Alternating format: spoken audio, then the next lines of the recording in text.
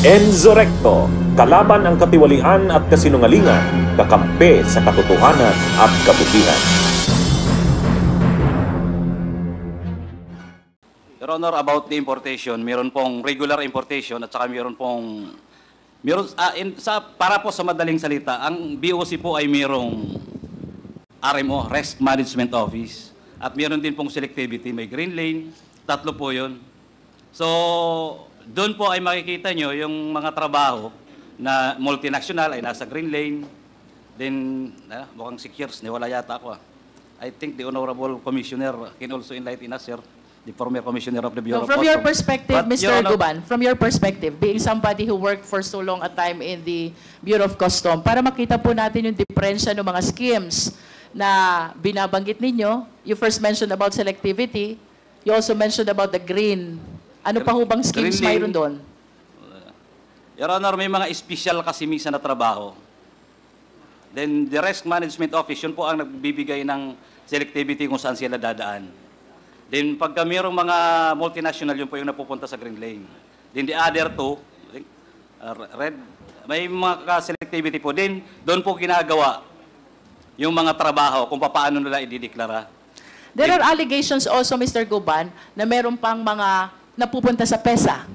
Yes, Your Honor. Iba naman po yun. Regular importation din po yun. Then yun po yun yung mga free tax na dinideliver papuntang PESA.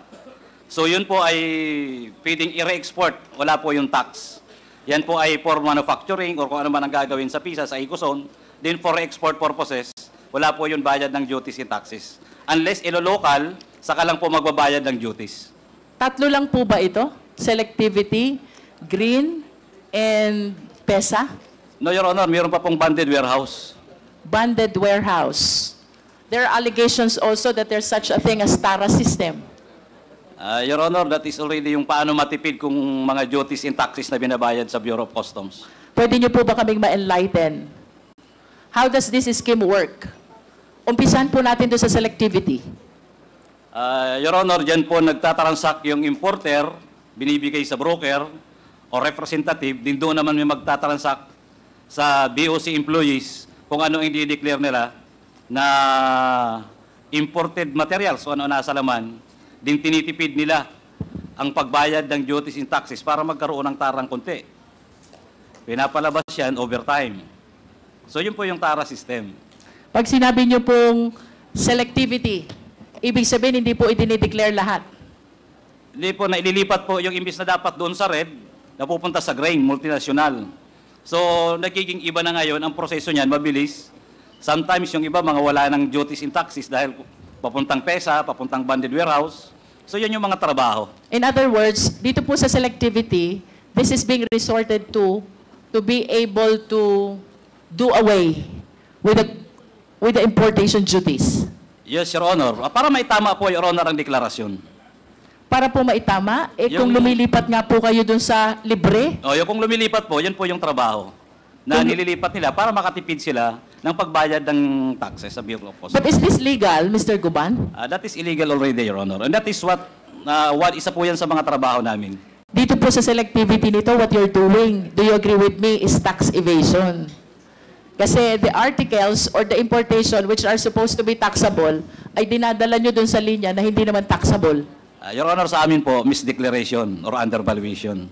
Sa But indeed, BIR that po, is tax evasion. yes, that is, Your Honor, sa BIR. Ano po yung green? Ito po yung libre. Multinational, Your Honor, and then sa mga PESA, banded warehouse. Multinational. Pagka po sa multinational, pwedeng pumunta sa PESA, pwedeng pumunta sa banded warehouse. Yes, Your Honor. At kapag PESA po at banded warehouse ito, does it mean na libre ang import taxes? Your Honor, the purpose of importation is for re-export. Gagawin lang po yan dito sa Pilipinas. That's why it's free from Yes, importation Your Honor. taxes. Now, pagka yan po ay nag-local market sila, magbabayad po sa Bureau of Customs. How about the red? Pag red po, Your Honor, yan yung nare-red tag. Your Honor, medyo hindi ko pa ma-memorize kung tama yung red, ha? Pero yan po yung mga highly dutiable value na produkto. Na Ibig dapat- sabihin, ito ho, mahal, malaki ang import taxes. Your Honor, yes. Then at the same time, it will go through the process of opening the containers and examination and X-ray. At ayaw to ng mga importer. Mabagal. Kaya sila ay nag-extra kung pwede mailipat sa ibang selectivity. So in other words, what the importers are trying to do is to avoid this red lane Yes, Your Honor, if possible. and resort to selectivity so they can bring all their containers to those lanes which imposes no importation taxes. Yes, Your Honor. Then mabilis. There are times na isang araw lang lumalabas yan. And of course, that is illegal, Mr. Guban. That's correct, Your Honor. That is illegal. Yes, Your Honor. How about this TARA system? Ano pong connection ng TARA system dun sa selectivity? Yun, Your Honor, ang natitipid, yun naman ang binibigay na overtime sa mga empleyado. I see. So, if from the selectivity lane, ang isang mataas dapat ang import taxes ay nadala dun sa libre, Edi, ang laki po nun, Your Honor. yung Na natipid, matitipid. saan ho mapupunta yung natipid? Depende na po yun Your, sa grupo kung ibibigay lahat sa empleyado or kasosyo na nila doon ang facilitator, broker. Kindly wrap up, Congresswoman Jinky. If you are willing to share this information, ano ho ba inclusive period na nangyayari itong sistemang ito? Your Honor, I would like to honest this Quadcom because this is the most trusted committee now, so far, Your Honor. For my 17 years or almost 27 years in intelligence, Your Honor, that is already a common practice. That is why drugs come and go in the customs. If that can be not exactly totally eliminated, if that can be strictly implemented, Your Honors, I'm sure, aangat po ang Pilipinas at gagandang ekonomiya. Your Honor, for example, bakit ang daming ukay-ukay? Bawal. Pero sa market po napakarami. That is because of that. Dahil po yan dyan, lumulusot, bawal, ban, totally ban. Then pati po yung drug sumasabay. Kaya pag nagtrabaho ka ng tama sa customs, matatapon ka or malilipat ka kung saan-saan. Kaya karamihan na lang ng empleyado sumasabay. Because yan na po ang sinasabi laging tradisyonal, na which is bawal at dapat putulin na po. Alang-alang po sa bayan. For my last question, Mr. Guban. Last, Mr. Chair. Paano ho ginagamit itong different schemes na to para ma-facilitate yung release ng dangerous drugs? Please walk us through. Your Honor, lahat po yan may sabuatan. Kaya minsan mahirap hanapin dahil kung mayroong top secret ang NICA, ang intelligence offices, mas top secret sa customs, Your Honor. Mas uso ang sabing tawag doon ay bukulan. Pag hindi mo yan nalaman, because 2-3 lang minsan na nakakaalam, pindot lang sa computer, lumalabas. As it is, again, Your Honor, marami pong nawawalang, the Honorable Chairman, marami pong nawawalang containers na until now. Doon sa una ko pong statement, ay nawawala. Again, hindi po ako galit sa mga Duterte. Kaya lang sila lahat ang nagpa-facilitate nag-i-influensya, nagpo-protekta. Ilang containers po ang nawawala sa Port of Manila alone during the time ni Collector Austria. Hanggang ngayon walang napapailahan ng economic sabotage or what? Libre. Sa Taguluan Port, napakalaki po dyan, ang operator ng Freeport niyan.